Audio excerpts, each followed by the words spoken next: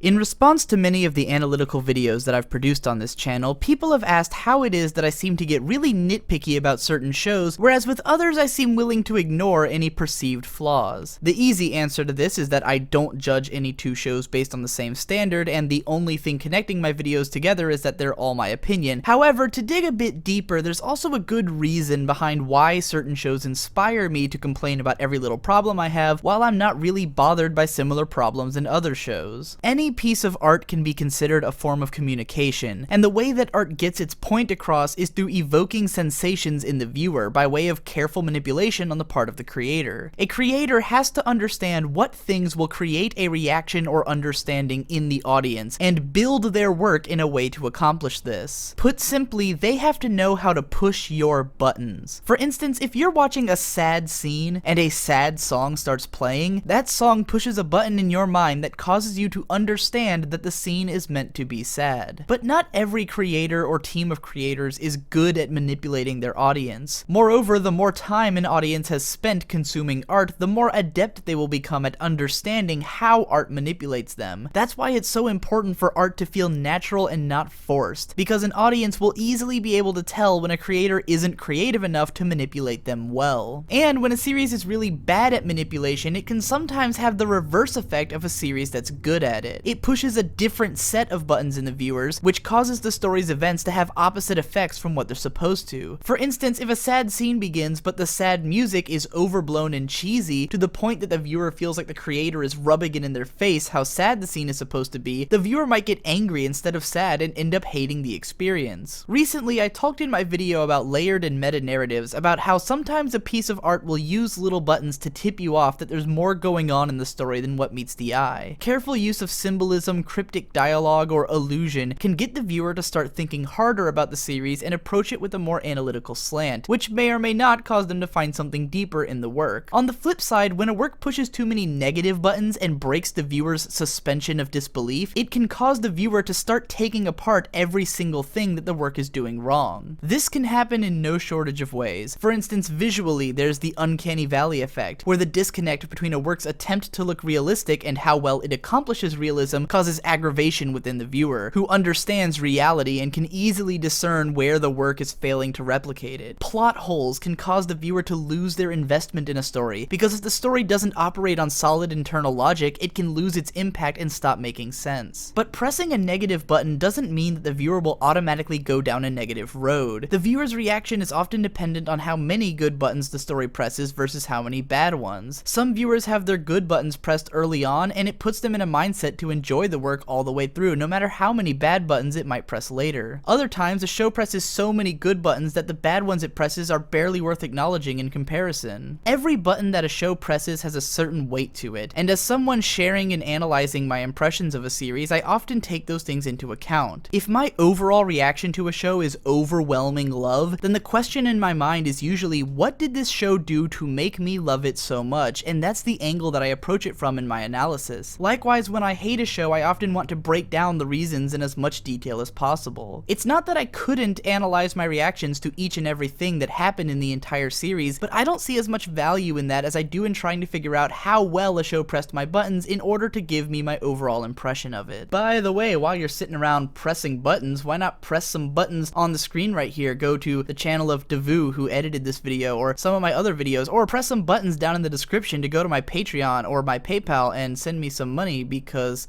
I need money, so that I can do these videos full time, as I have been doing and wish to be able to continue to do. Thank you and have a nice day.